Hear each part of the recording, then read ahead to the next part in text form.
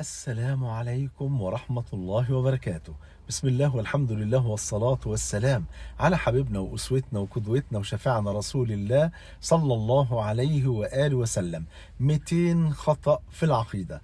وخطأ اليوم يا أحبابي هو قول القائل: يمأمن للرجال يمأمن للمية في الغربال. نعرف بعد ما نصلي على حبيبنا صلى الله عليه وسلم.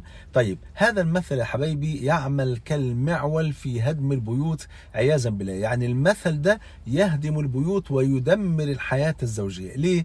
لأنه مثل بيحض على سوء الظن والشكوك بين الزوجين.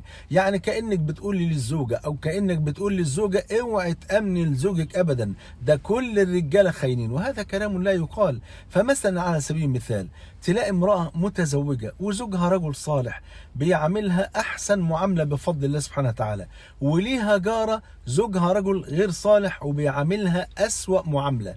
فلو جلست ديت مع الست اللي هي المعذبة ديت، فالست المعذبة اللي جوزها تعبها تقول لها: اخبارك ايه يا حبيبتي وعامله ايه مع زوجك؟ فالست اللي ما شاء الله زوجها رجل صالح بتقول لها: الحمد لله والله زوجي رجل صالح وبيعاملني احسن معامله واتمنى ان كل الرجاله يبقوا زيه. فالتانيه بقى المعذبه تقول لها ايه؟ اوعي تكوني مصدقاه، ده حتى المثل بيقول: يمأمن للرجال يمأمن للمية في الغربال. يعني معناها أنه لا يوجد رجل مؤتمن أبدا، فكلهم يرتعون في الخيانة. وهذا كلام لا ينبغي أن يقوله أحد، ولا ينبغي أن تقوله مسلمة تؤمن بالله واليوم الآخر، لأن الكلام ده يهدم البيوت ويثير الشكوك بين الزوجين ويثير سوء الظن بين الزوجين عياذا بالله، وقد يدمر العلاقة الزوجية، قد يدمر هذا البيت. وحذرنا النبي صلى الله عليه وسلم من أن نقول مثل هذا الكلام، وحذر الزوجة الصالحة أن تصدق مثل هذا الكلام.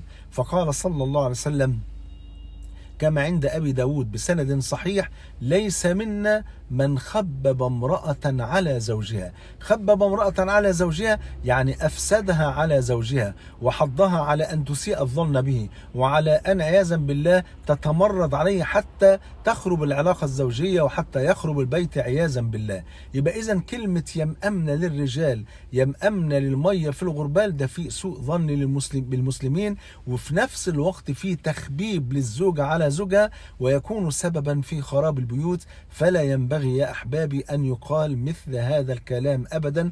أسأل الله عز وجل أن يحفظ بيوت المسلمين، وأن يرزق كل فتاة مسلمة بزوج صالح يحفظها في دينها ودنياها بفضل الله سبحانه وتعالى، ويأخذ بيديها إلى جنة الرحمن التي فيها ما لا عين رأت ولا أذن سمعت ولا خطر على قلب بشر.